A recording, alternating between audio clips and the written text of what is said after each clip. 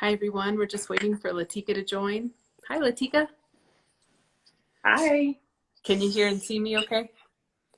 I can. Can you hear and see me okay? Yep, you look gorgeous as ever. Thank you. So we're here again on Riverbend, taking over therapy chats to talk a little bit about our new group, but also some body and mind related stuff. So today, what we hoped to talk about was the idea of mind-body connection. And when I think of mind body connection, I can't help but think of disconnection too, and how those can go hand in hand, connection, disconnection. Um, can you say a little bit, Lateka, about what the connection between mind and body has meant for you? So for me, the connection between mind and body, in our last video, we talked about coming home to ourselves. And I think that has been the path to coming home, is learning to connect the mind and the body, listen to my body, um, and sometimes allow my mind to break, right? And just listen to the body, and what it needs versus overthinking, or feeling anxiety about things related to my body. Right. Yeah, you're making me think about the idea of embodied or embodying something, which, the idea of being fully present and in that.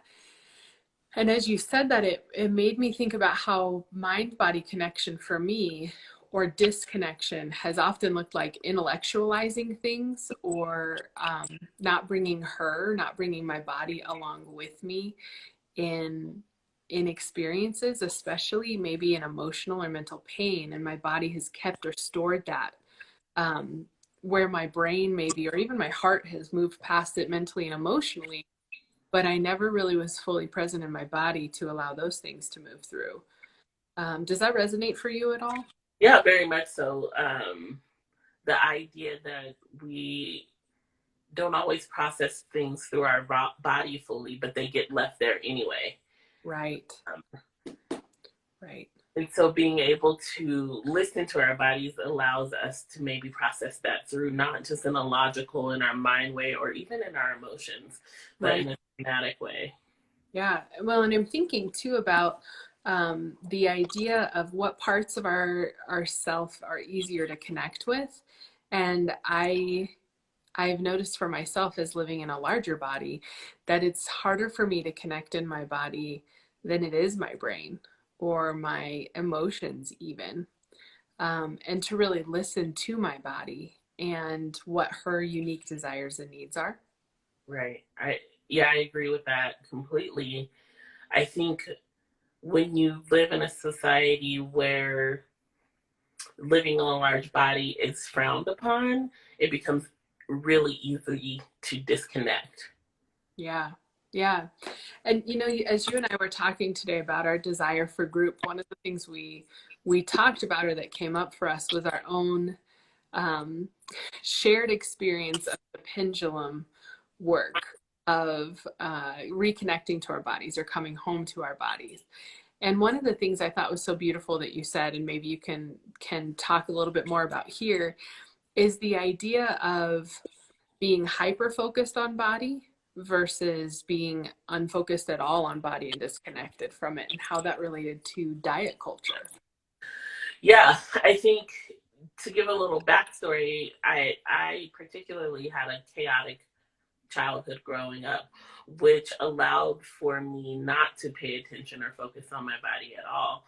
And then when I discovered body positivity, right, there was actually backing up, when I discovered diets, right, that was just another way to disconnect even further from my body.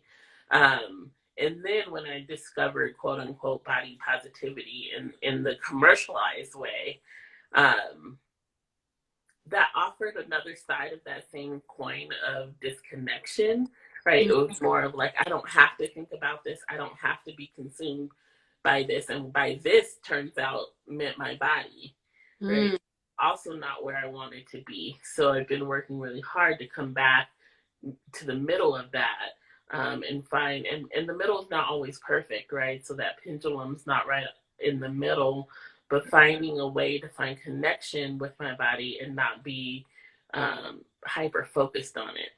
And Right. for me, another thing that happened is that what diets do is allow this hyper focus, maybe obsession with the body, but not that's not connection, but it gets mistaken as connection. Right. Absolutely. And I love so much the differentiation between we can be hyper focused on or obsessed with something, like you said, and it still not be connection or intimacy with or even a respect for. Right. And this idea of dieting and diet culture specifically, diet culture asks us and prompts us to disconnect from our body. It asks us to make what can be an intuitive process of listening to our bodies around movement and food, pleasure, sex, joy. Diet culture asks us to separate right from about here down and make sure that we're doing all the work of our worthiness in our head and not in our body. Mm-hmm. And it's providing us a structure to not have to listen to her when she says, this movement would feel joyful right now. Instead, it's have you had these many grams of this and that, and here's the structure. And if you just do this thing, you'll be fine. But then talk a little bit about what happens when we can't do the things that a diet prescribes for us. What does that create? Well, it creates conflict within ourselves, like internal conflict. It creates abandonment. We think we're failures. And really the truth is that we are failing at something that was never meant to win. Yeah. Right? 95% of people who prescribe to diets, like it just doesn't work for them. And that's factual and statistical, if Yeah. that's what I say that right. Scientific. Right. Right. And so it just allows for another point of disconnection. If I can follow these rules, then I don't have to think about what I actually need. Right. And I don't have to listen to my body when she asks for rest or when she asks for food that's not only nutrient dense but also is joyful. And Right. the diet culture asks us to disconnect from all those things. And that work of reconnecting, like you've talked about, is the work of coming home to body Right. and coming home to her. One of the things we talked about was, we're gonna answer some more questions in the Friday video through Riverbend. We'll be answering some questions we've gotten from people on the interest forums. And one of the questions maybe that we can talk a little bit about right now is when we talk about the idea of listening to her, tuning into our own unique voice or body, what that means for us. And what that means for me is hearing my own body's voice outside of or past all the messages I've gotten. And so for me, that often means, what is she asking for right now? Is she asking for movement or is she asking for rest? Is she asking for this food because it's nostalgic, which is a perfectly good reason to eat a food? Or is she asking for this food because it will fuel her activity for the day? And just tuning into those different things. And also listening to her in moments of pleasure and joy. And I think those aspects have become cut off sometimes when we've looked at the body as something needing manipulating and shifting. Mm-hmm. What does attunement into that voice look like for you, or what might it include for you, Lateka? Yeah, first I want to respond to something you said. In the therapeutic work that we do, what we often talk about is when you shut down all your emotions, um, you lose the good stuff too, right? So when Mm-hmm. we're so afraid to feel anger or pain, and many of us find ways to shut that off, and oftentimes it's needed in survival, right? But we also miss out on joy and pleasure and those things that you're talking about, and I don't think that's any different than when we were talking about connecting with our body, right? So if we were shutting off all the pain that we feel, and when I say pain, I don't mean physical pain, but it might include physical pain, Right. but emotional pain related to our bodies, and we don't work through that or sit with it, we also cut off all the pleasure and joy that we might be able to have.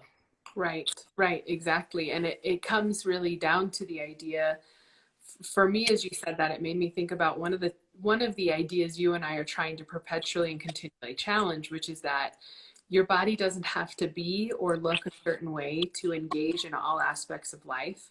You are worthy and deserving in your body in this moment to enter into whatever space is for you. Not if or when Mhm. or at that perfect right time, but right now. And I think that that's something that our culture doesn't really try to tell us. And that's for a bunch of different reasons that we'll get into in our group, especially.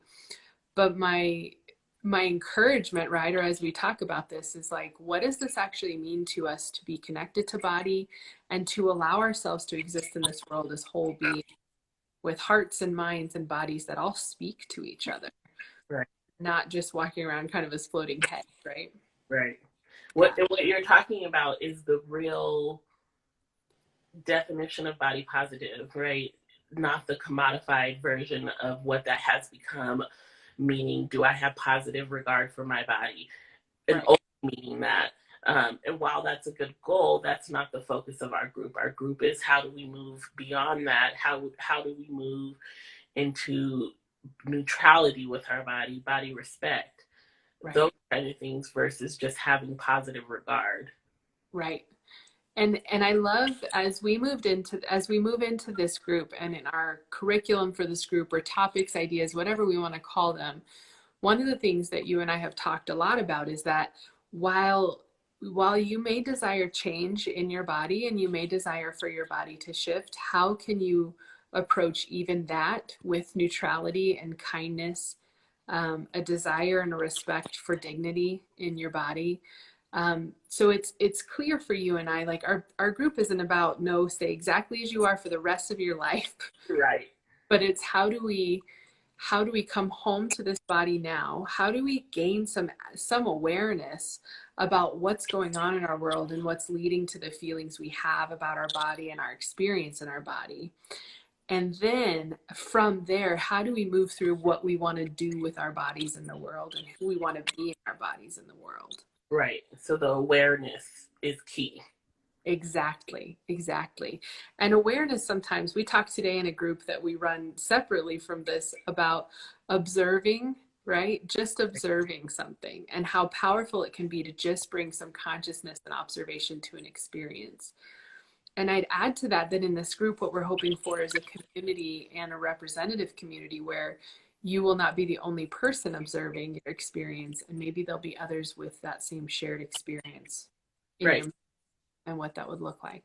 right. And that is the beauty and the purpose of a group, right? Is that I don't only have my awareness, I get to hear your awareness and then apply it to me in my life.